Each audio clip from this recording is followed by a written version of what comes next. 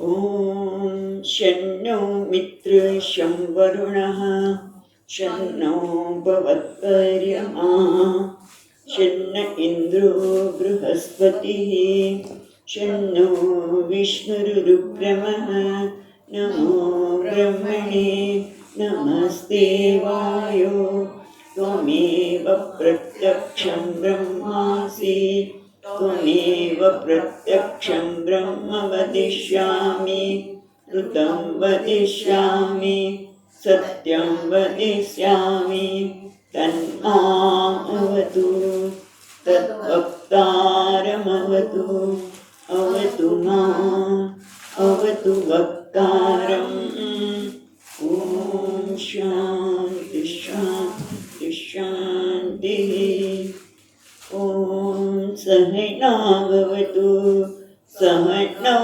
भुनक्तु सह वीर्यं करवावहै तेजस्विनावधीतमस्तु मा विद्विषावहै ॐ शान्ति शान्ति शान्तिः श्रुतिस्मृतिपुराणानाम् आलयं करुणालयं नमामि भगवत्पादं शङ्करं लोकशङ्करं शङ्करं शङ्कराचार्यं केशवं बादरायणं सूत्रभाष्यकृतौ वन्दे भगवन्तौ पुनः पुनः ईश्वरो गुरुरात्मेति मूर्तिभेदविभागिने व्योमवद्व्याप्तदेहाय दक्षिणामूर्तये नमः।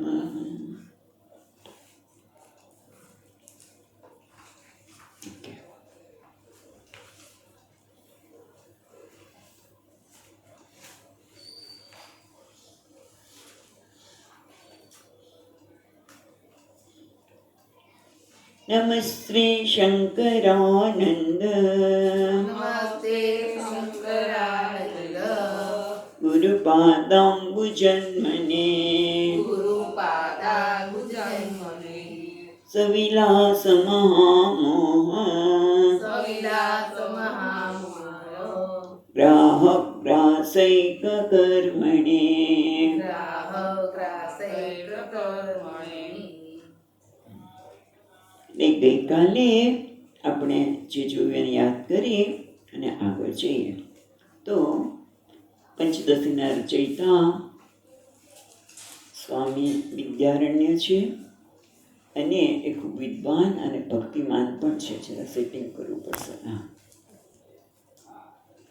એ ભક્તિમાન પણ છે અને એમણે આ પંચદશીની રચના કરી છે. એના ગુરુની આપણે ગઈકાલે જોયું એ પ્રમાણે આ જ્ઞાન થવા માટે ગુરુ કૃપા, શાસ્ત્ર કૃપા અને ઈશ્વર કૃપાની પણ જરૂર પડે, આત્મકૃપાની પણ જરૂર પડે, પણ ગુરુ કૃપા એ અતિ આવશ્યક છે.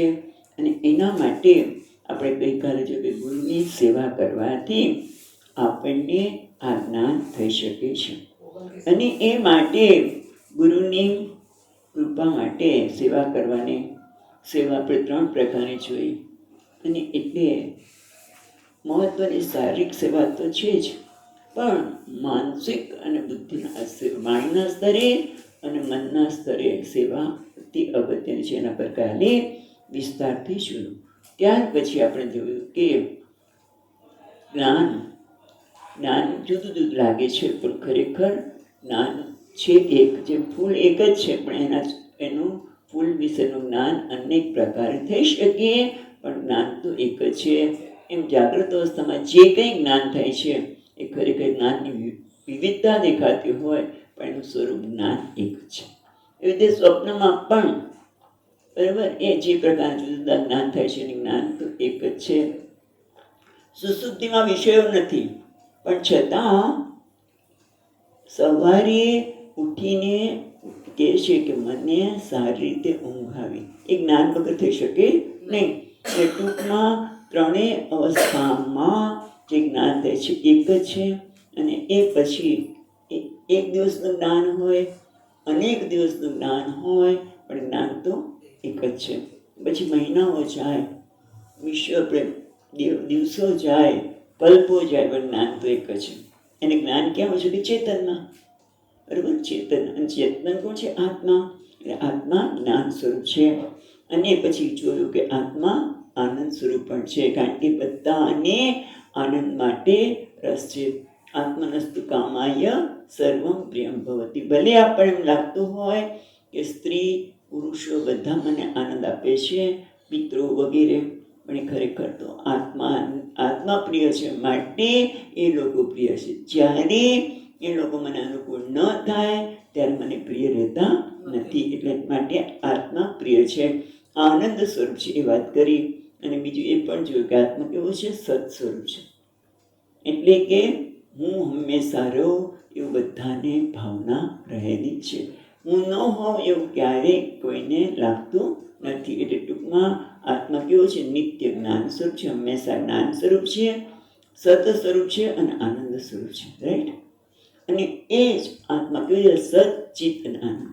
અને પરમાત્મા કોણ છે? તો કે સચ્ચિદાનંદ સ્વરૂપ છે. એકાદ વિસ્તારથી જોયું, બંનેનું ઐક્યની વાત કરી.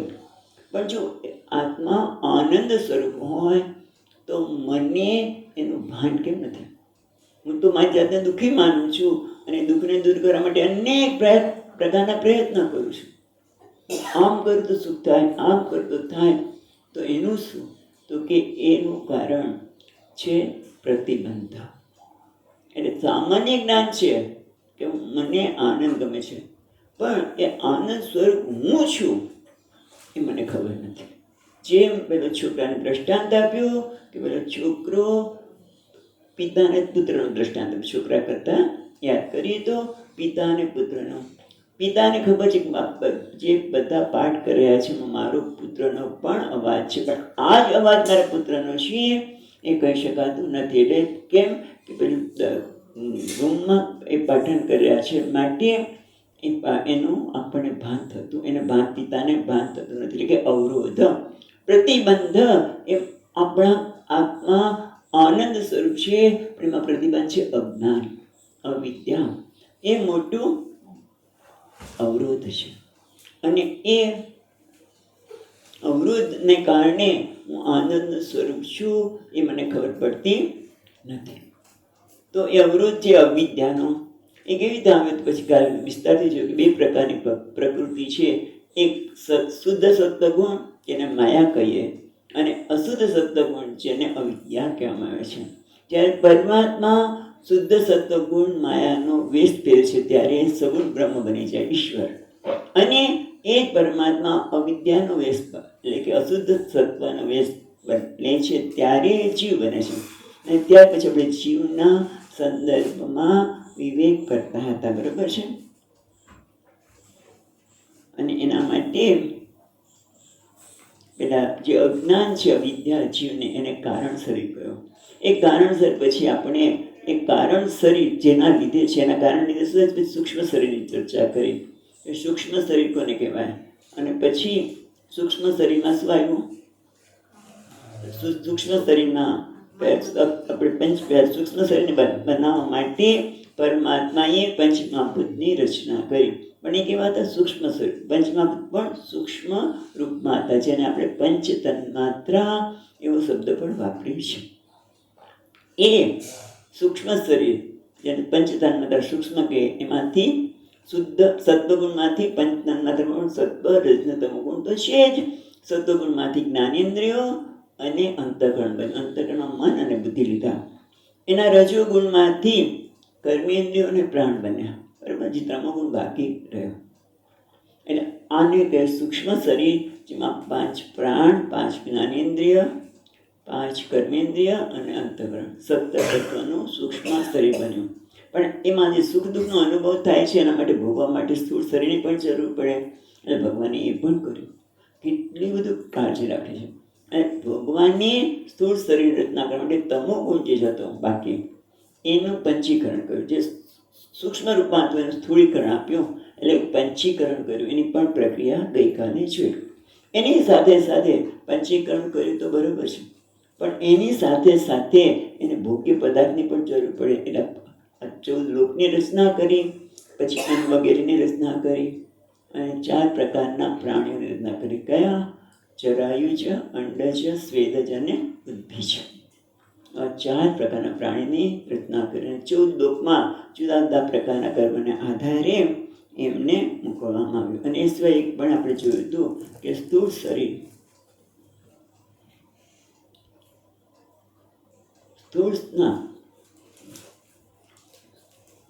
એ નથી જોતું કે રાખીએ, હા ચાલશે, ત્યાં ચાલશે જે છે.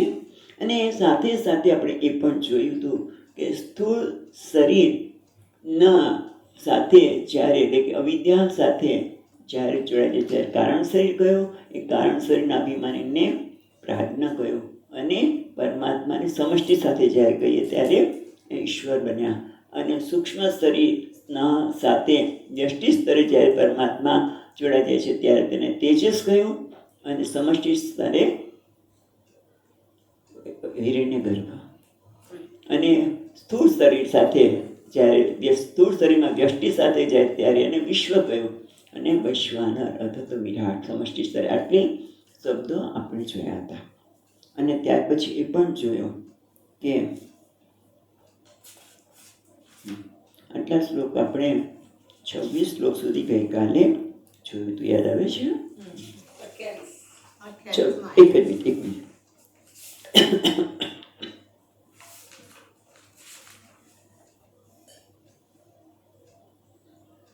28 શ્લોક સુધી આપણે જોયું હતું કે આ રીતે રચના કરી અને વ્યષ્ટિ અને સમષ્ટિ સ્તરે કયા કયા નામ આપ્યા એ જોયું. કે વ્યષ્ટિના સ્તરે કારણ શરીરમાં અભિમાનને પ્રાજ્ઞ કહ્યું, અને સમષ્ટિ સ્તરે એને ઈશ્વર કહ્યું.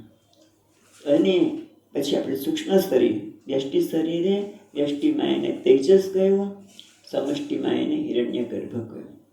અને સ્થૂળ શરીર સાથે એને વિશ્વ કહ્યું, અને વૈશ્વાનર તો વિરાટ કહ્યું. એટલે સુધી જોયા પછી હવે આપણે આગળ 29મા શ્લોકથી આજે વિચાર કરીએ તો કે છે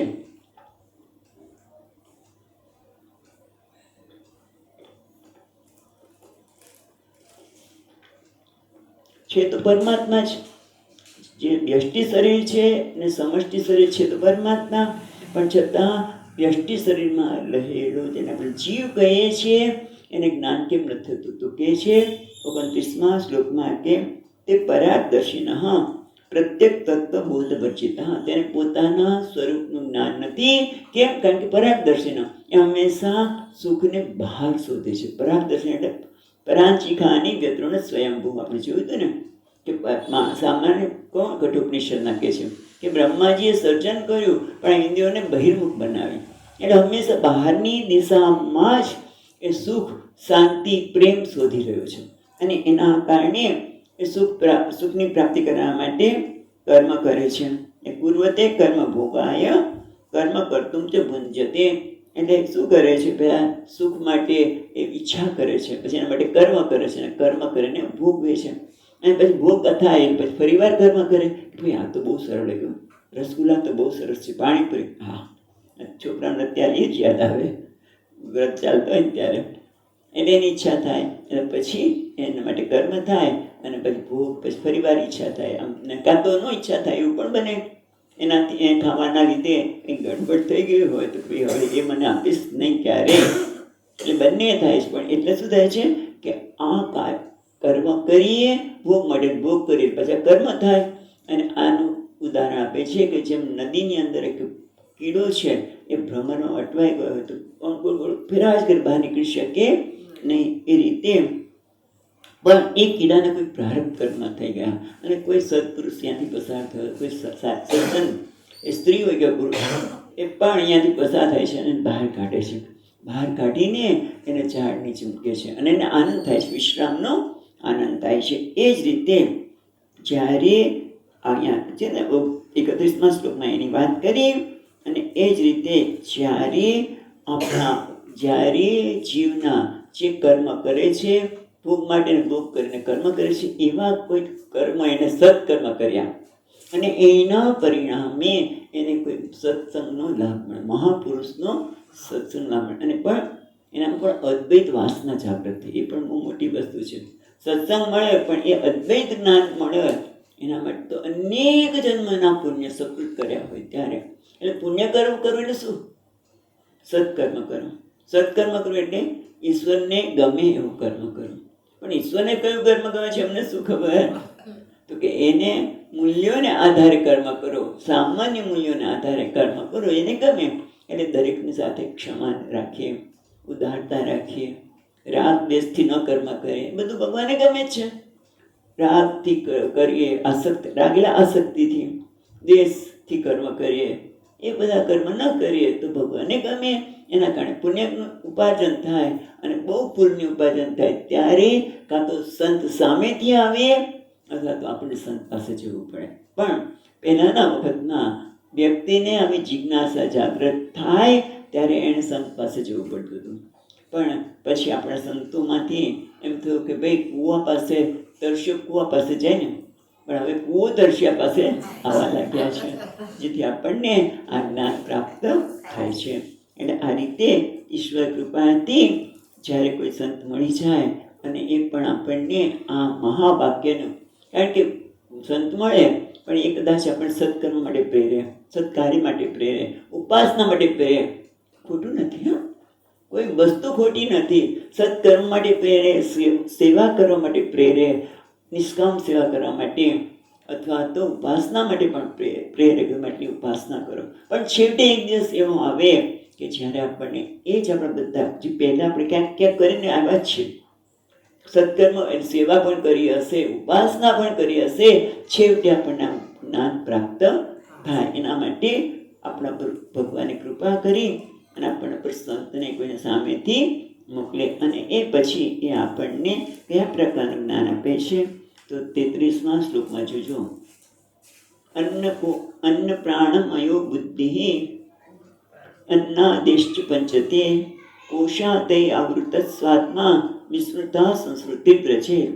એટલે આપણને કહે છે કે અન્નમય, પ્રાણમય, મનોમય, બુદ્ધિ અને આનંદમય, આ 10 ચેતી પંચતે 5 પ્રકારના કોષ છે.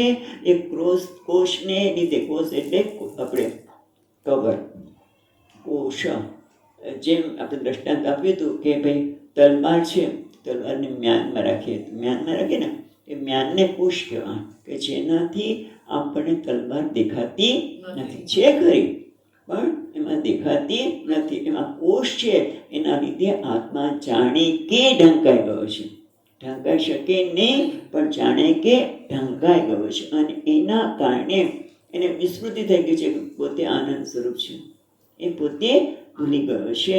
એટલા માટે એ કહે છે આ 5 કોષ છે. કયા કયા છે? તો એક તો જે અન્નમય છે, અન્નમય જે શરીર છે અન્નનું બનેલું છે ને, એટલે અન્નમય કોષ. એ અન્નમયમાં ભ્રાંતિને માનને એવું કહું છું હું શરીર જ છું. શરીરને કંઈક થાય મને કંઈક મને કંઈક થયું, શરીરને કંઈક થાય એટલે મને કંઈક થયું લાગે, અને પછી ઘણો બધો વિચાર આવી જાય.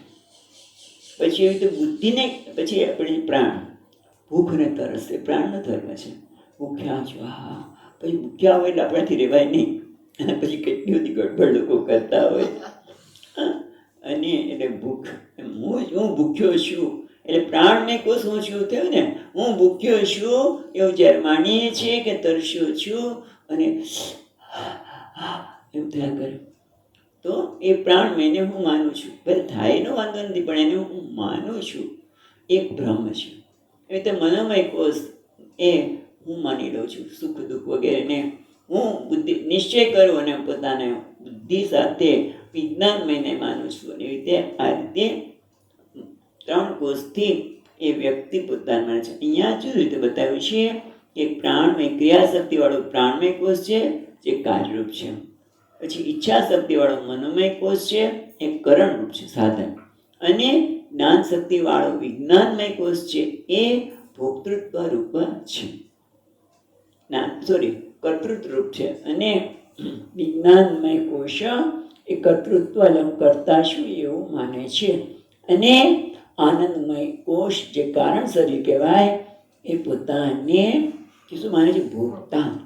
એટલે આ રીતે 5 કોષથી, એટલે કે અન્નમય કોષથી, પછી કાર્યરૂપ પ્રાણમય કોષથી, કરણરૂપ મનોમય કોષથી, કર્તારૂપ વિજ્ઞાનમય કોષથી અને કારણરૂપ આનંદમય કોષથી, કે જે ભોગતા માને છે એનાથી આત્મા ઢંકાઈ ગયો છે. કરતા ભોગતા માનીને આત્મા ઢંકાઈ ગયો છે, એમ થયું ને.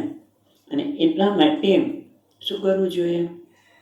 તો હવે પહેલાં આપણે તો અહીંયા જોયું, પણ આપણને આ પંચમહાકોશના સંદર્ભમાં થોડું વધારે સમજાવે છે. 34, 35 અને 36 શ્લોક સાથે લીધા છે.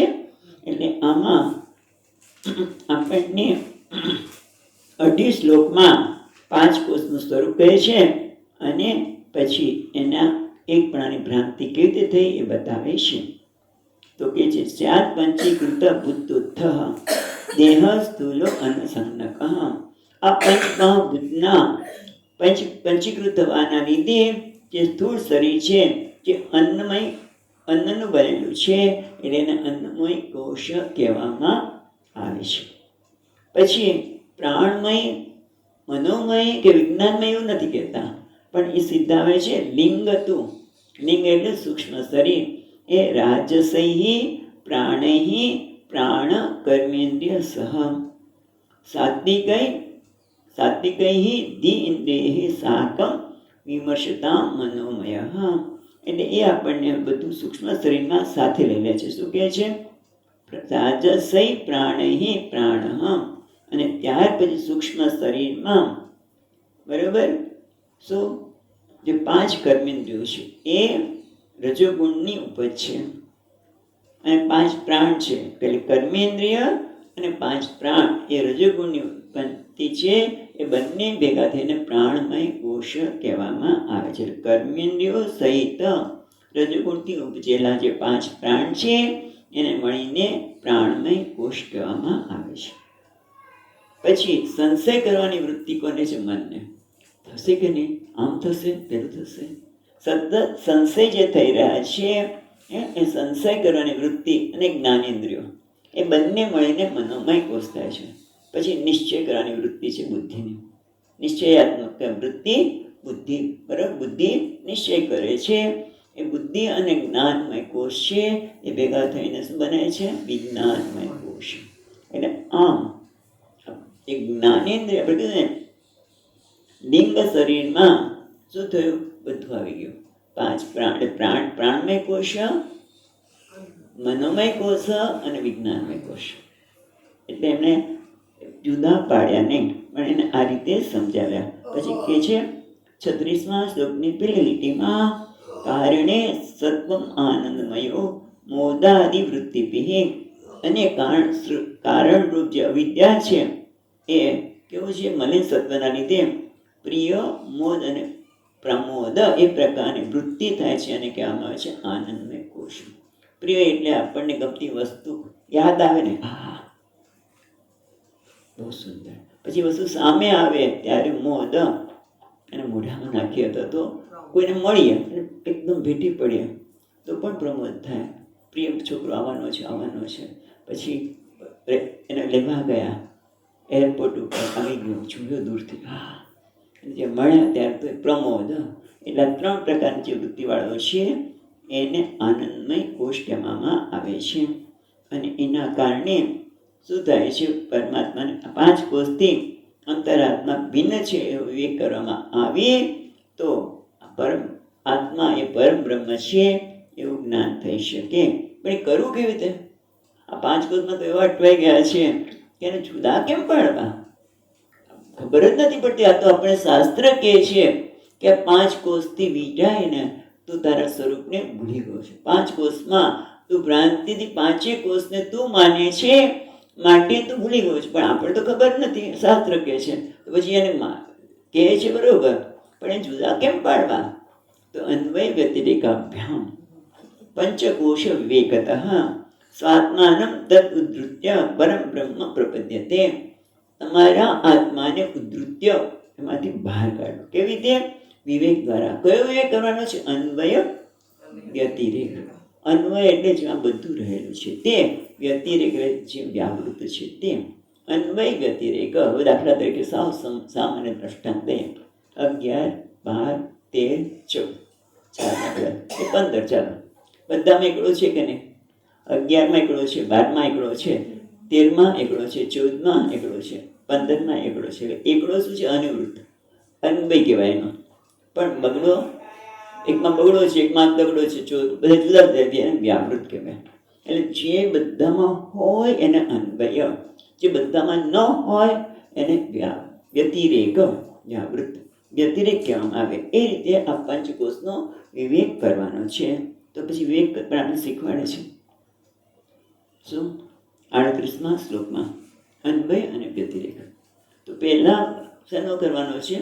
સ્થૂળ શરીરનો. હા, હવે કહે છે અભાને સ્થૂળ દેહસ્ય સ્વપ્ને યથા ભાન આત્મન.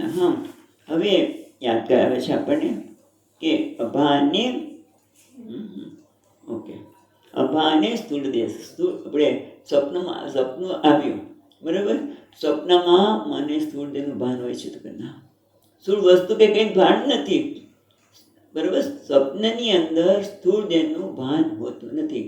અને સ્વપ્નમાં આપણે ઋષિકેશ પહોંચી ગયા, ઋષિકેશમાં ગંગા સ્નાન કર્યું, હા મજા પડી ગઈ. બીજે દિવસ બેનને કહી, બેન કાલે તો હું ઋષિકેશ ગઈ હતી, મજાનું સ્નાન કર્યું. ક્યારે? સ્વપ્નમાં. સ્વપ્નમાં સ્નાન કર્યું, બરાબર? ત્યાં સ્થૂળ દેહ હતો નહીં, પણ સૂક્ષ્મ દેહે આપણે ઋષિકેશ પહોંચી ગયા. પણ એનું ભાન ક્યારે? સવાર જાગે ત્યારે હું ગઈ હતી. એટલે જે ત્યાં સ્થૂળ શરીર તો કામ આવતું નથી. જો સ્થૂળ શરીર હું હોઉં ને તો એ અન્વય થવો જોઈએ ને. સ્વપ્નમાં પણ સ્થૂળ શરીર હોવું જ જોઈએ. અન્વય કોને કહેવાય? કે જે બધી વખતે હોય તે. જો સ્થૂળ દેહ જાગૃત અવસ્થામાં છે પણ સ્વપ્ન અવસ્થામાં છે નહીં, પણ આત્મા છે, હું તો છું. જે હું જાગૃત અવસ્થામાં તો એ જ હું સ્વપ્નમાં જઈને ગયો. એટલે હુંનો અન્વય છે, પણ વ્યતિરેક કોનો છે? સ્થૂળ દેહનો છે. એટલે એનો અર્થ જે વ્યતિરેક થાય એ હું નથી.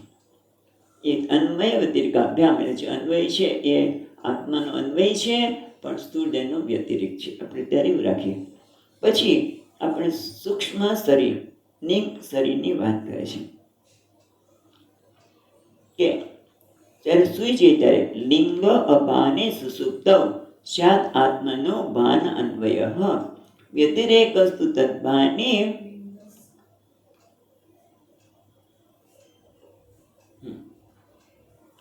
ઘડિયાળ ક્યાં ગઈ?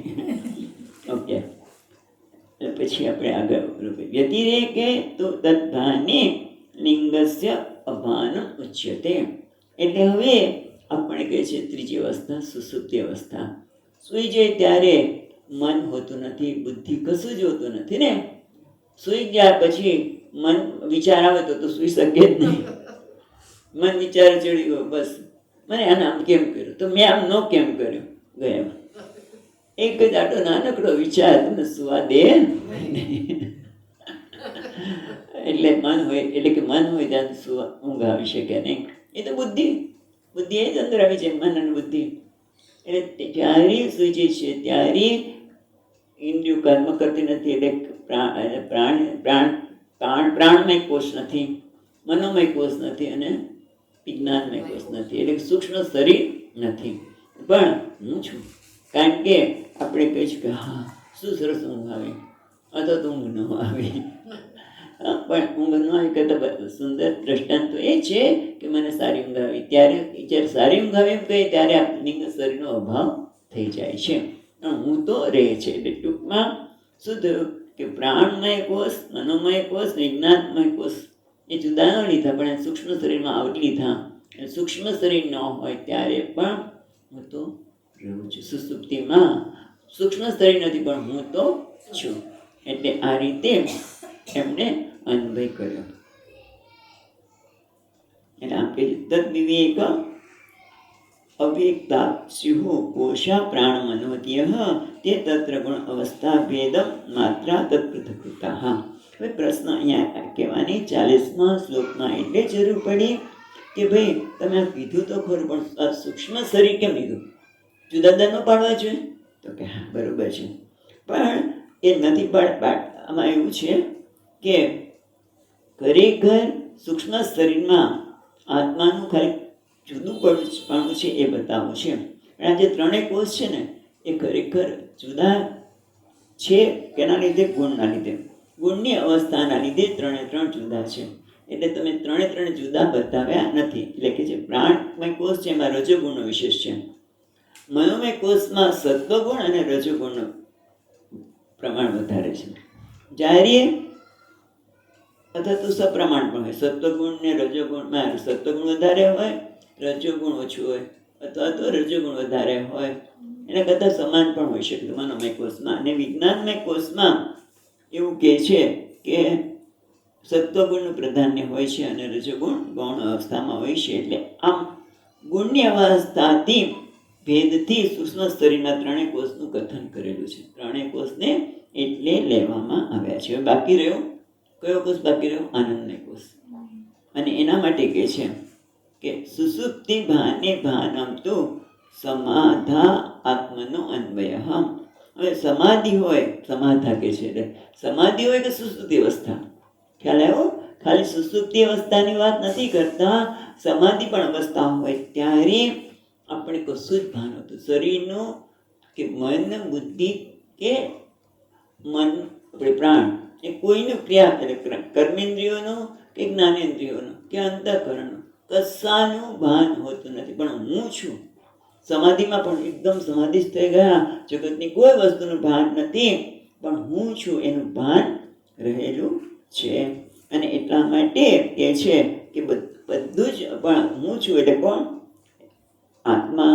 એટલે એનો અર્થ કે જે કારણ શરીર છે, એટલે કે કારણ શરીર કોને કીધું? આનંદમય કોષને કહેતું. કારણ પ્રિય મોદ અને પ્રમોદ એ કારણ શરીરની વાત કરીને આપણે, એટલે કે આનંદમય કોષની વાત કરી.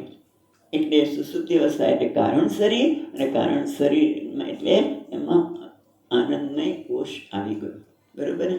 એટલે ટૂંકમાં આનંદમય કોષનો પણ આપણે વ્યતિરેક કર્યો. કારણ બધી જગ્યાએ આનંદમય કોષ નથી, બધી જગ્યાએ અન્નમય કોષ નથી, છે ને? ત્રણ અવસ્થામાં જુઓ તો અન્નમય કોષની ભાન આપણે ક્યાં હોય છે? જાગૃત અવસ્થા મોટે ભાગે. બરોબર? અને ત્યારે બધા કોષની ભાન હોય છે આમ તો જોવા જઈએ તો જાગૃત અવસ્થામાં, પણ બીજી બે અવસ્થામાં હોતી નથી. અને એટલા કારણે એનો વ્યતિરેક થાય છે. પણ આત્માનું ભાન બધી વખતે હોય છે. એટલે આ રીતે આત્માનું શું કહે છે? અન્વય થયો, બધામાં વ્યાપ્ત છે. પાંચે પાંચ કોષમાં આત્મા વ્યાપ્ત છે, પણ આ પાંચે પાંચ કોષ આત્મામાં વ્યતિરેક થાય છે, બધા વખતે હોતા નથી. એટલે હવે આગળ કહે છે, આ સમજણ તો પાડી, પણ છતાં જુદું કેમ પાડવું? એના માટે થોડીક ધીરજ રાખવી પડે.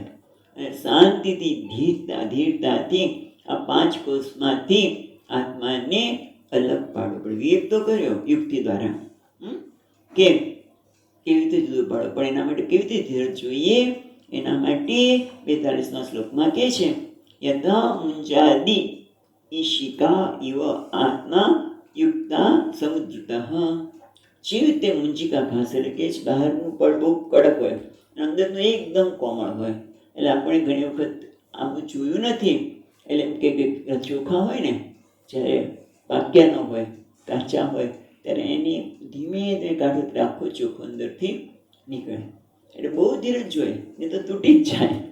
એ ધીરજથી આ રીતે, ધીરજથી એટલે અહીંયા યુક્તિ દ્વારા, અન્વય અને વ્યતિરેક દ્વારા, યુક્તિ દ્વારા આત્માને આ પંચકોષમાંથી જ્યારે જુદો પડવામાં આવે ત્યારે શું રહે? પંચકોષ એ આત્મા નથી, તો આત્મા કોણ છે? તો બધામાં રહેલો આત્મા કોણ છે? આગળ વાત થઈ ગઈ ત્યાં 10મા શ્લોકમાં, લગભગ 10મા શ્લોકમાં શું વાત થઈ હતી? લગભગ 10માં જ હતું. એ 10મો શ્લોક હતો. ક્યાં? કે આત્મા છે સત સ્વરૂપ છે, ચિત્ત નિત્ય ચિત્ત સ્વરૂપ છે, જ્ઞાન સ્વરૂપ અને આનંદ સ્વરૂપ છે. એટલે આત્મા સચ્ચિદ આનંદ સ્વરૂપ છે. તો જો સચ્ચિદ આનંદ સમજણ પડી ગઈ, પંચકોષમાંથી આત્માને ઉદ્ધૃત કર્યો. કેવી રીતે? વિવેક દ્વારા, ધીરજપૂર્વક, સૂક્ષ્મતાથી. તો હવે શું થયું કે પંચકોષ એ આત્મા નથી, કારણ કે આત્મા બધામાં રહેલો છે, અન્વય છે, પણ વ્યતિરેક સત્ય નથી. તો આત્મા સચ્ચિદાનંદ છે અને બ્રહ્મ સચ્ચિદાનંદ છે. તો આત્મા સચ્ચિદાનંદ થઈ ગયો, બસ કામ પૂરું થઈ ગયું. હવે આ કંઈ જરૂર છે? આગળ સત્સંગની જરૂર નથી. એવો પ્રશ્ન કરે છે એટલા માટે કે હવે જીવ અને આત્માને તમે યુક્તિથી તો સિદ્ધ કરી દીધું, પણ એટલું પૂરતું નથી. બુદ્ધિથી સિદ્ધ કર્યું એ કંઈ પૂરતું નથી. કેમ? પણ બુદ્ધિથી તમે અત્યારે આ સિદ્ધ કર્યું, કાલ બુદ્ધિ બીજું સિદ્ધ કરે, બની શકે. યુક્તિ એવી છે, યુક્તિમાં પણ એ યુક્તિ શાસ્ત્ર સંમત હોવી જોઈએ. અને શાસ્ત્ર પણ આ વસ્તુ કહે છે, એ પણ સાથે રાખીએ તો આપણને સમજે કે ના, જે યુક્તિ દ્વારા આપણે જોયું એ શાસ્ત્ર એ જ વસ્તુ કહે છે. તો શાસ્ત્ર માટે મને પૂર્ણ શ્રદ્ધા છે. યુક્તિ માટે તો છે, આપણે યુક્તિ તો કરી, પણ શાસ્ત્ર માટે આપણે કંઈ પૂર્ણ શ્રદ્ધા છે. કારણ કે શાસ્ત્ર શું છે? કોઈ મનુષ્ય, શાસ્ત્ર એટલે વેદ. આ વેદ છે એ પરમાત્માનું સર્જન છે, કોઈ વ્યક્તિનું સર્જન નથી. વેદ છે પરમાત્માના નિશ્વાસમાંથી ઉદ્ભુત થયેલા છે, માટે એમાં વિશ્વાસ રાખી શકે ને. એટલા માટે હવે આપણે શાસ્ત્ર જે કહે છે એને આધારે આત્મતત્વને જોવું પડે, રાઈટ? એટલે હવે આપણને શાસ્ત્રના આધારે બતાવે છે કે 43મો શ્લોક છે, પરા પરાત્મ આત્મનયોરેવમ યુક્તા સંભાવિતૈક એકતા. એટલે પર અને અપર, પર એટલે જીવ અને અપર એટલે પરમાત્મા, એનું યુક્તિ દ્વારા એક પણ બતાવ્યું. પણ હવે આપણને શાસ્ત્ર દ્વારા બતાવે છે. એ શાસ્ત્ર શું કહે છે? તો બહુ સરળ. છાંદોપનિષદનું જે મહાવાક્ય છે એ બહુ સરળ છે એટલે સમજવું. તત્ ત્વમ અસી, તે તું છે. તત્ તત્ ત્વમ પદ અને અસી પદ, એ દ્વારા આપણને સમજાવે છે. પણ એમાં શું કહે છે? ભાગ ત્યાગેન લક્ષ્યતે. શાસ્ત્ર દ્વારા, યુક્તિ દ્વારા તો સમજાવે, પણ શાસ્ત્ર આપણને સમજાવે છે કે તે તું છે, તત્વમસી. એ કેવી રીતે સમજાવે છે? તો ભાગ ત્યાગ લક્ષણ દ્વારા. પણ એ ભાગ ત્યાગ લક્ષણ દ્વારા સમજાવે પહેલા આપણે તત્વ પદને ત્વમ પદને સમજવું પડે પાછું. એટલે પહેલા કહે છે તત્પદનું વાચ્યાર્થ આપણને 44મા શ્લોકમાં સમજાવે છે. શું છે? જગતો યદ ઉપાદાનમ માયામાદાય તામસીમ નિમિત્તમ શુદ્ધ સત્વામ તામ ઉચ્યતે બ્રહ્મ તદ્ગિરા. એટલે હવે 44મા શ્લોકમાં કહે છે જગત યદ ઉપાદાનમ માયા આદાય તામસી. આ જગત દેખાય છે, કારણ કે તત એટલે તે એટલે પરમાત્મા. પરમાત્મા કોણ છે? જગતનું સર્જનહાર. એમ આપણે કહીએ છીએ ને, સર્જન કોણે કહ્યું? તો પરમાત્માએ કહ્યું જગતનું. તો એ પરમાત્મા કોણ છે? તો કે પરમાત્મા સચ્ચિદાનંદ પરમાત્મા. જ્યારે તામસી માયા કે છે જગત યદ ઉપાદાનમ માયા આદાય તામસી, એટલે તમો ગુણ રૂપી માયાને આશ્રય કરીને લઈને જગતનું ભગવાન ઉપાદાન કારણ બને છે. એટલે જગત યદ ઉપાદાનમ એ કોણ છે? પરમાત્મા. માયા જે તામસી એના આધાર તેને એને લઈને એ ઉપાદાન બને છે. અને નિમિત્તમ શુદ્ધ સત્વામ તામ ઉચ્યતે બ્રહ્મગીરા. અને જ્યારે શુદ્ધ સત્વ માયાને લઈને કરે છે ત્યારે જગતનું કેવું બને છે? નિમિત્ત કારણ. ભગવાન જગતનું નિમિત્ત અને ઉપાદાન બને છે. એવું કોણ કે બ્રહ્મગીરા. તદ ઉચ્યતે તામ ઉચ્યતે બ્રહ્મ તદ્ગિરા. એ બ્રહ્મ કોણ છે? તદ્ગિરા એટલે શાસ્ત્ર, તે ગિરા એટલે વાણી. એ વાણી દ્વારા, શાસ્ત્ર દ્વારા કહેવામાં આવે છે કે બ્રહ્મ છે એ જ ઉપાદાન કારણ છે અને એ જ નિમિત્ત કારણ છે. સામાન્ય રીતે ઉપાદાન કારણ નિમિત્ત કારણ જુદા ના હોય. કારણ કે ઘડો બનાવનાર કોણ? કુંભાર છે, નિમિત્ત કારણ કહીએ, અને ઉપાદાન કારણ છે એ માટી છે. તો બંને જુદા છે. માટી અને ઘડો જુદા છે, બંને સાથે હોતા નથી, બંને એક નથી હોતા. એ તો પાછું યાદ આવે મને સ્વામીજીનું જ વાક્ય કે આપણે ઘડો લેવા જઈએ ત્યારે જો ઉપાદાન કારણ અને નિમિત્ત કારણ સાથે હોય તો કંભાને લઈને આવવું પડે અને તેની સારવાર કરી બધું કરવું પડે. પણ એવું થતું નથી. પણ હા, ઉપાદાન અને નિમિત્ત કારણ એક કઈ રીતે હોઈ શકે? તો કે જેમ ત્યાં પૂર્ણ નાભીનું દ્રષ્ટાંત આપે છે ઉપનિષદમાં કે જેમ કરોળીઓ છે પોતાની દાળમાંથી ઝાડ બનાવે છે. કરોળીઓ ઝાડ બનાવે છે, પણ એનું ઉપાદાન કારણ કોણ છે? તો કે પોતે છે. નિમિત્ત કારણ કોણ છે? તો કે પોતે છે. પોતાનામાંથી જ ઝાડ બનાવે છે, લાડ બનાવે છે પોતાનામાંથી, ઉપાદાન. અને પોતે જે રીતે બનાવે છે કોઈ પહોંચી ન શકે હો. અને ક્યાં બનાવે ખબર છે? જ્યાં પેલી ગૃહિણી સ્વામીજી કે પહોંચ્યા નહીં ત્યાં છે. એટલું એટલે બુદ્ધિશાળી છે પોતાનું ઘર બનાવવા માટે, પણ એ ઉપાદાન અને નિમિત્ત કારણ બનાવનાર કર્યો ને હોઈ શકે એમ પરમાત્મા પણ નિમિત્ત અને ઉપાદાન કારણ બને છે. એ આ જગતનું જ્યારે જગતને સર્જન કરે છે ત્યારે શું બને છે? તત્. ત્યારે શું બને છે? તત્. અને એ પરમાત્મા કે છે આગળ 45મા શ્લોકમાં યદા મલિન સત્વાંતાં કામ પાર્યાદિદૂષિતાં આદત્તે તત્પરમ બ્રહ્મ તમ પદેને તદુચ્યતે.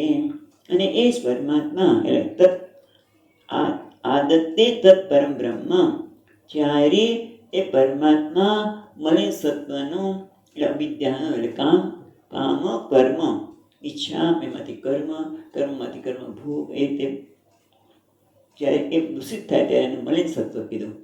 એ પરમાત્મા જ્યારે માયા શુદ્ધ સત્વમાં કામ કર્મ વગેરે દોષ નથી, અને કામ કર્મ વગેરે દોષથી મલિન સત્વ જ્યારે એનું વેશ ભગવાન પરમાત્મા ધારણ કરે છે ત્યારે આ દત્તે એટલે એને ગ્રહણ કરે છે, એટલે વેશને કરે છે ત્યારે એ પરબ્રહ્મ જ ત્વમ પદ દ્વારા ઓળખાય છે. એટલે ત્વમ એટલે જીવ અને તદ એટલે પરમાત્મા, બરોબર? જીવ દ્વારા એ ઓળખાય છે. તો એ આપણી યુક્તિ દ્વારા તો જોયું, પણ હવે શાસ્ત્ર દ્વારા બતાવે છે કે તત્તમસી એ તે તું છે. તો એના માટે અહીંયા કહે છે કે ત્રિત્રયીમાં મુક્તા તમો ગુણ પ્રધાન પ્રકૃતિ, સત્વગુણ પ્રધાન પ્રકૃતિ અને મલિન સત્વ પ્રધાન પ્રકૃતિ. કેમ? કારણ કે તત્પદાર્થમાં બે આવે છે, નિમિત્ત કારણ ઉપાદાન કારણ બંને છે. એમાં નિમિત્ત ઉપાદાન કારણમાં તમોગુણ પ્રધાન પ્રકૃતિ, નિમિત્ત કારણમાં સત્વગુણ પ્રધાન પ્રકૃતિ, અને જ્યારે જીવ બને ત્યારે મલિન પ્રધાન પ્રકૃતિ. એટલે ત્રિત્રય એ ત્રણેય પ્રકૃતિને પરસ્પર વિરોધી વાળી ત્રણ પ્રકૃતિ છે એનો ત્યાગ કરીને પરસ્પર વિરોધીને ત્રિત્રય મુક્તા એનો ત્યાગ કરીને અખંડ સચ્ચિદાનંદ મહાવાક્યને લક્ષ્યતે. પરમાત્મા છે અખંડ સચ્ચિદાનંદ રૂપ છે એ મહાવાક્ય દ્વારા, મહાવાક્ય એટલે તત્વમસી અખંડ બોધ કરાવે છે તે. તો એના માટે શું કરવું જોઈએ? તો કે ભાગ ત્યાગ લક્ષણ બધું આપણે વિસ્તારથી જોયું છે. અત્યારે ખાલી યાદ કરે છે કે ભાગ ત્યાગ દ્વારા એટલે કેવી રીતે? તો કે સોયમ દેવદત્ત. આ બરોબર વાક્ય છે. સોયમ દેવદત્ત અહીંયા નથી કહેતા, અહીંયા તો શ્લોકમાં કહે છે સોયમ ઇત્યાદિ વાક્યેષુ વિરોધ તત્ ઇદંતયોઃ ત્યાગેન ભાગયોરેક આશ્રયો લક્ષ્યતે યથા માયા અવિદ્યે વિહાયેવ ઉપાધિ પરજીવયોઃ અખંડ સચ્ચિદાનંદમ પરમ બ્રહ્મ લક્ષ્યતે. બંને અહીંયા સાથે આવી જાય છે. તો આપણે જોઈ લઈએ કે સોયમિતિ વાક્યેષુ એટલે સ અયમ, સ એટલે તે, અયમ એ વાક્ય એટલે તે કોઈ દૂર છે તે, અને આ એના માટે પ્રસિદ્ધ દ્રષ્ટાંત છે સોયમ દેવદત્ત. તે દેવદત્ત, તે ઓલું દેવદત્ત છે ને એ જ આ દેવદત્ત છે, બરાબર? તો એ સમજવા માટે શું કરવું પડે? ભાગ ત્યાગ લક્ષણ દ્વારા. તો કોઈ પણ વસ્તુને સમજવા માટે ત્રણ પ્રકારને લક્ષણ વાક્ય છે. પેલું વાક્ય છે જદ લક્ષણ, બીજું અજદ, અને બીજું જદ અજદ અથવા તો ભાગ ત્યાગ લક્ષણ. અહીંયા ભાગ ત્યાગ લક્ષણની વાત કરી છે. ક્યાં? સોયમ દેવદત્ત સમજવા માટે. તો પહેલા એક વસ્તુ જોઈએ કે અજદ લક્ષણ કોને કહેવાય? યાદ કરી કે શું એમાં હોય છે કે એમાં જે કહેવામાં આવ્યું છે વાચ્યાર્થને ત્યાગ જ કરી દેવું પડે, અને એમાં કંઈક બીજી વસ્તુ ઉમેરીને વસ્તુને સમજવી પડે. અજહદ લક્ષણ કે ગંગાયામ તીરે ઘોષા, બહુ પ્રસિદ્ધ દ્રષ્ટાંત છે. ગંગાના પ્રવાહમાં આપણે નેસડો છે, નેસડો એટલે આખું, તો પ્રવાહમાં તો પાણી વહેતું અહીંયા તો ન હોય, પણ ગંગાના તીર ઉપર નેસડો છે. ગંગાના પ્રવાહનો ત્યાગ કર્યો આખો વાચ્યાર્થ, અને એનો લક્ષ્ય સીધો કે એના તીર ઉપર નેસડો છે. હવે બીજો એટલે અજદ જહદ લક્ષણ, એમાં શું કરવાનું છે? વસ્તુ એમને બાકીને એમને દેવા દે, પણ એમાં કંઈક ઉમેરવું પડે. જેમ કે રાતો દોડે છે, રાતો દોડે છે, રાતો દોડે છે એટલે કોણ રાતો? તો કે રાતા વાળું કૂતરું દોડે છે, ઘોડો દોડે છે, કંઈક તો છે ને. એટલે ઘોડો ઉમેરવું પડે કે કૂતરું ઉમેરવું પડે, એટલે કંઈક ઉમેરવું પડે. એને અજત લક્ષણ કહેવામાં આવે. પણ હવે અહીંયા છે જત અજત લક્ષણ કર ના. આપણે સ્વયં દેવદત્તની વાત કરીએ તો તે દેવદત્ત આ છે. એટલે જેમ કે આપણે ઘણી સમયની વાત કરતા હોય કે યજ્ઞદત્ત અને સોમદત્ત અને દેવદત્ત, યજ્ઞદત્ત, સોમદત્ત અને દેવદત્ત ત્રણેય મિત્રો છે. અને દેવદત્ત અચાનક જ ક્યાંક ગુમ થઈ ગયો કે ક્યાં જતું રહે ભણીને, નોકરી કરવા ગયો કે ના ના, પછી ખબર પડી કે તો સાધુ બની ગયો છે. અને એક દિવસ એમના જ ગામમાં એ પ્રવચન આપવા માટે આવ્યા. હવે કેવા છે ભગવા કપડામાં, હવે તું દાઢી વધારી દે છે, માથામાં વાળ કદાચ મુંડન પણ કર્યું, એના રીતે બંધ કર્યું હોય, કંઈ પણ હોય. એટલે ટૂંકમાં એ પહેલો જે દેવદત્ત હતો એ અને આ દેવદત્ત બંને જુદા છે. પણ હવે તેનું નામે બદલાઈ ગયું છે આમ જોવા જઈએ તો. પણ યજ્ઞદત્ત અને સોમદત્ત છે, એમાં યજ્ઞદત્ત ગયો કથા સાંભળવા, એટલે ચાલ ચાલ આપણે કેટલા દિવસથી દેવદત્તને શોધતા થઈશું. આવી ગયો સોમદત્તને બંને આવ્યા. સોમદત્તને કહે છે જો સ્વયં દેવદત્ત હતો. એ કેવી રીતે ખબર કે હા એ દેવદત્ત છે? એટલે પહેલા યુવાની અવસ્થામાં જે દેવદત્ત દેખાતો હતો ત્યારે એના જે કપડાં, જે પ્રકારની સ્ટાઇલ, માથાની વગેરે, અને અત્યારે જે દેખાય છે એમાંથી પણ કાઢવું પડે. દાઢી વધારી હોય કે એ કાઢી નાખી, બટ મનથી, બીજું કંઈ કરવાનું, મનથી જ કરવાનું છે ને, બીજું કંઈ કરવાનું નથી. હા, કારણ કે એવી રીતે આપણે પંચકોશમાં પણ એ જ કરીએ છીએ ને, વિવેક કરીએ છીએ એટલે શું મનથી એને સત્યતા આપવાનું બંધ કરીએ છીએ. એને દૂર કર્યું તો શું આ દેવદત્ત છે. એટલે અમુકનો ત્યાગ કર્યો એ વખતના દેશમાં વસ્તુ, કંઈક વસ્તુનો આપણે ત્યાગ કર્યો, અહીંયા દેખાય છે એમાંથી કંઈક ત્યાગ કર્યો, અને પછી જે રહ્યું એને સમજ્યા કે આ દેવદત્ત છે. એવી રીતે તત્વમસી તે પદ, તત એટલે તે પરમાત્મા જે તે માટે પરોક્ષ છે, અને હું જેને તમ કહે છે એ તું છે, તે પરમાત્મા તું છે. તો એને સમજવા માટે પણ આપણે શું કરવું પડે કે તે પરમાત્મા તું છે. અહીંયા કે 3 પ્રકારની પ્રકૃતિનો ત્યાગ કરવો છે. એટલે પરમાત્મામાં જે કહીએ ને તામસી અને સાત્વિક પ્રકૃતિ, એનો ત્યાગ કર્યો. એટલે પરમાત્મા જ્યારે સાત્વિક પ્રકૃતિ, તામસિક પ્રકૃતિનો આધારે જગતનું સર્જન કરે છે ત્યારે શું કહે છે પરમાત્મા જગત સર્જન હતા, જગતના સર્જનકાર. એના માટે કર્મફળ દાતા, કર્માધ્યક્ષ, એ બધું એની ઉપાધિ છે. એ ઉપાધિને તમે દૂર કરી દો. જેમ દેવદત્તમાં જે કેટલા વખત પહેલા જે હતા એને દૂર કરી, અને અત્યારે તું જે કહે છે આત્મા, જેને જીવ કહે છે, એ કેવો છે? અલ્પજ્ઞ, અલ્પશક્તિમાન, અવિદ્યાને આધારિત, લોકોને પરવશ, પરતંત્ર. એ જે દેખાય છે એ બધી એની ઉપાધિ છે. એ ઉપાધિનો તમે ત્યાગ કરો તો શું રહે? પરમાત્મામાં ભલે આપણે કર્માધ્યક્ષ, કર્મફળદાતા કહીએ, એને દૂર કરો. જીવ ઈશયો વેસદી વિધા સત્સ્વભાવતું વસ્તુ કેવલ ઉપદેશ સારમાં એમાં મહર્ષિ કહે છે કે એ વેશને તમે ધારણ દૂર કરો, અને આ વેશને દૂર કરો તો શું રહેશે?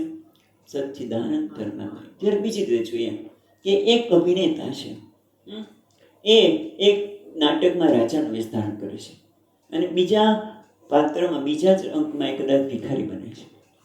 ત્યારે કે પેલો રાજા છે ને એ ભિખારી છે, જે રાજા હતો એ જ આ ભિખારી છે.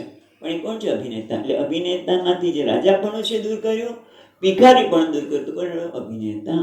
એમ પરમાત્મા સચ્ચિદાનંદ છે, એ પરમાત્મામાંથી જે તત્પદ છે એનો વેશ દૂર કર્યો, એટલે કે રાજાનો વેશ. અને તમપદ એટલે ભિખારીનો વેશ એમ કહી શકીએ, એને દૂર કર્યું તો કોણ? પરમાત્મા રહ્યા. એટલે ટૂંકમાં આ પરમાત્મા જ રહ્યા. હવે આટલી વાત કરીને એટલે પૂર્વ પક્ષી ગડબડ કરે છે. આપણે જરાક થોડુંક જોઈશું, વધારે નહીં. આટલું સુંદર ચર્ચા કર્યા પછી પણ કેટલાક એવા હોય કે એને એમાં વાંધો કાઢે, એટલે પૂર્વ પક્ષી વાંધો કાઢે છે. આ તમે તત્પદ ને તમપદની વાતો કરી, બરોબર છે, સમજાય એવી વાત છે. પણ સવિકલ્પ લક્ષ્યતે લક્ષ્ય સ્યાદ અવસ્થુતા. જો તમે સવિકલ્પ એનો ત્યાગ કરતા હોય તો ખરેખર કશું રહે જ નહીં. તો પછી એ જ્ઞાન કેવી રીતે થાય? જો પરમાત્મા સવિકલ્પ, સગુણ હોય, સવિકલ્પ હોય તો એનો તમે ત્યાગ કરો તો કોઈ રહે જ નહીં. જો નિર્વિકલ્પ હોય તો એનો કંઈ અર્થ જ નથી, એ તો વ્યાઘાત દોષ. એટલે એ કહે કહે છે નિર્વિકલ્પ વસ્તુ આપણે કઈ જગતમાં જોઈ છે? ક્યાંય વિકલ્પ જ ન હોય, કે આકાર ન હોય, ની આકાર વગરની વસ્તુ ક્યાંય જોઈ છે? એ તો એ પણ ખોટું છે. હા, એટલે બંને રીતે જોવા જઈએ તો તમે જે કીધું ને બરોબર છે નહીં. આ તો વ્યાઘાત દોષ થાય. જેમ એક નિર્વિકલ્પમાં, જેમ કે આ નિર્વિકલ્પ વસ્તુ છે જ નહીં, અને છતાં શું કે છે કે મારી માં સરસ કે મારી માં વાંજણી છે. શું મારી માં વાંજણી છે? તું છું ત્યાં તો કે છે કે એટલે બધતો વ્યાઘાત દોષે કહેવાય. અથવા તો મને કેવું તો ઘણું બધું છે, પણ મારી વાણી નથી ચાલતી. તો એ પણ કે એ રીતે નિર્વિકલ્પ તમે જો કહો તો આવો દોષ થાય. અને સવિકલ્પ કહો પરમાત્માને તો શું થાય કે વસ્તુ છે જ નહીં. એટલે બંને રીતે તમે જોવા જાઓ તો આ મુશ્કેલી પડે. કારણ કે વસ્તુ નથી, મિથ્યા છે. સવિકલ્પ કહેવા જાય તો મિથ્યા થઈ જાય, અને નિર્વિકલ્પ તો બધતો વ્યાઘાત દોષ થાય. આવો પૂર્વ પક્ષી પ્રશ્ન કરે છે. તો હવે શું કરવાનું? એને જવાબ શું આપવાનો? તો કે જેવા આપણે શું જેવો દેવ એ પૂજા, એવું કે છે ને કે આપણે યક્ષ એવી બની, યક્ષ એવી બની. એટલે એને યક્ષ જેવો યક્ષ એવી આપણે બની જેવું દેવ એવી પૂજા કરવાની હોય. હવે એ પ્રશ્ન જ એનો ઠેકાણ વગરનો છે.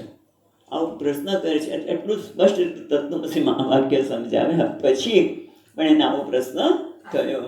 એટલે પછી એનો દૂર કરવા માટે શું કરવું પડે? એને જે રીતે ખોટો શબ્દ લીધો છે એના આધારે સમજાવવું પડે ને. તો કે છે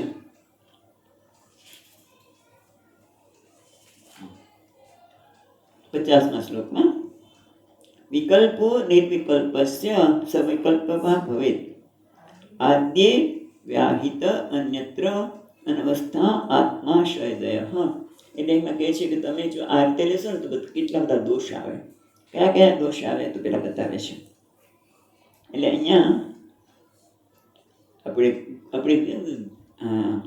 યક્ષ બલી એની બધી બીજો ન્યાય પણ અહીંયા કહે છે. શું કહે છે? ઉષ્ટ્રકલ કુટિકા ન્યાય. એટલે કે ઊંટ ઉપર ભાર લાદ્યો છે, ઊંટ ચહેરો છે, મસ્તીમાં આવી ગયો, ડોળવા માંડ્યો, દૂધ પડવા માંડે કે નહીં, તો એ સ્થિર તો કરવો પડે. એટલે એ લાકડા ઉપર ભારના વિકાસમાંથી એક લાકડું કાઢી અને મારું પડે. એટલે એ રીતે એનો જવાબ આપે છે. શું જવાબ આપે છે તો આપણે જોઈએ કે જો તમે